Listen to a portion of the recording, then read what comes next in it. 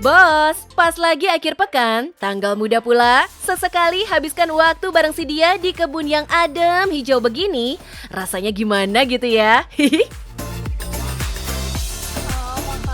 Waduh, kita sih emang suka surprise ya. Tapi kalau kejutannya kejatuhan durian, ini tergolong rezeki apa kualat ya?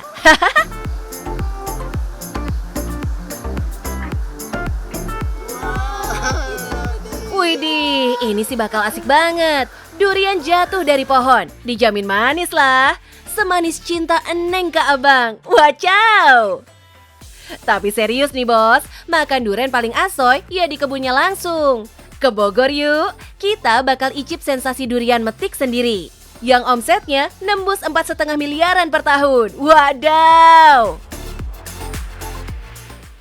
Hai bos, selamat datang di Cafe Bawor Jayanegara.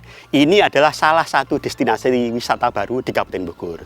Di sini tidak hanya sekedar kafe, namun kalian bisa menikmati durian, memetik durian dan langsung di kebunnya. Ingin tahu lebih lanjut? Silakan ikuti cuan bos. Tempat ini emang masih baru banget buka bos. Tapi duren-durennya udah siap panen semua. Durennya juga kelas jempolan bos. Varietas unggul Nusantara, duren Bawor asal Banyumas yang disebut juga montongnya Banyumas. Dagingnya tebal banget bos, bijinya kecil, rasanya legit dan manis. Kenapa bisa murah? Ya karena semua penanaman, perawatan sampai panennya dilakukan sendiri. Pembeli juga langsung santap di tempat, jadi nggak perlu bayar ongkos distribusi. Kita triknya seorang petani yang zaman sekarang modern tuh harus nanam tuh harus lebih unggul, berkualitas dan harganya mahal. Gak cuma Bawor loh, di sini juga ada duren musangking, pelangi, dan matahari yang sebagian masih dalam proses pembuahan. Kalau udah waktunya panen, bisa nih kita serbu. Nah, kerja smart itu penting bos. Kayak Pak Daryanta nih, yang bikin konsep greenhouse. Jadi, durian yang biasanya panen setahun sekali, ini bisa dipetikin tiap bulan. Sebagian dari kebun kami, ini kami bikin greenhouse. Jadi dengan ada upaya greenhouse ini, kita bisa mengatur tentang masalah iklim. Tata penggunaan air dari pohon durian itu kita atur.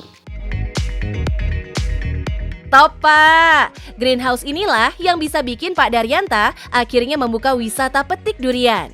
Sekalian doi kasih edukasi gimana cara penanaman dan pembuahan durian. Pak, durian yang siap petik dan rasanya enak tuh yang gimana sih Pak cirinya?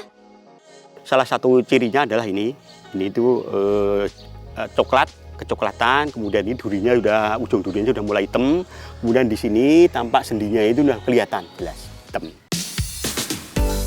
Nah, durian yang udah matang bakal lebih nikmat lagi kalau didiamkan dulu 2-3 harian. Aromanya jadi makin wangi dan dagingnya makin lembut.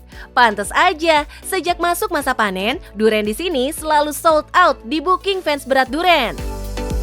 Gak cuma bisa kekenyangan durian di sini bos, kafenya juga punya aneka menu asyik yang endul-endul rasanya. Mulai dari nasi goreng kecombrang, sop iga, sampai buah-buah segar hasil panen sendiri seperti alpukat dan buah naga siap diolah jadi apa aja. Harganya cincai lah, mulai 15 ribuan aja. Abis makan kenyang, jangan lupa icip aneka olahan duriannya. Ada pancake dan es krim yang jos banget disantap sambil santai. Pak, duriannya enak, kafenya enak, tempatnya juga unik. Spill dong Pak, cuan gak sih Pak bisnis ini? Satu pohon itu misalkan rata-rata berbuah itu 20 buah aja. Setahun sekali, satu pohon 20 buah. Satu buah itu rata-rata kita jual 450. Ya, berarti satu pohon setahun kan udah 9 juta. Kalau misalkan kita nanam 500 yang kita berbuah nggak usah semuanya 80% 400 ya. 400 kali 9 juta sudah berapa? Itu per tahun. Seru nih kalau udah diajakin matematikaan. Kalau satu pohon bisa menghasilkan 9 jutaan sekali panen, Nah, kalau dikalikan 500 pohon, hasilnya 4,5 miliar setahun, bos. Kalau dibagi 12 bulan, masuklah cuan sekitar 375 jutaan per bulan, bos. Ini baru hitungan kasar ya, bos. Kalau buah hasil panennya ternyata bongsor-bongsor banget, bakal beda cerita. Tapi, persiapkan juga kemungkinan rugi juga, bos. Jadi pengusaha kan kudu logis dan siap hadapi resiko. Kayak Pak Daryanta, yang tadi hitungannya termasuk kemungkinan 100 pohon gagal panen. Lucunya, bos, ada satu hal yang agak-agak bikin Pak Daryanta menyesal. Apa tuh? Kenapa baru mulai bisnis ini di usia pensiun? Kok nggak dari dulu-dulu aja gitu? Kalau memulai bisnis tuh kira-kira pas pensiun itu udah berjalan, udah ada hasilnya. Karena usaha apapun itu kan pasti awalnya pasti rugi, pasti mengeluarkan uang banyak. Selama kita masih memulai bisnis, kita masih punya penghasilan, kan bisa dipasok pembiayaannya itu dari itu. Tuh, pelajaran mahal ini, bos. Bikin bisnis tuh nggak perlu nunggu umur. Mumpung masih pada muda, sikat, cepet bikin usaha. Pilih bisnis yang kita suka, kayak Pak Daryanta nih, yang emang suka tanam-tanam karena latar belakang ilmu pertanian yang ia punya. Hai bos, sudah lihat kan keharibawa dari negara? Ini hasilnya, kebun durian. Ayo, nggak usah nunggu pensiun, yang penting cuan bos.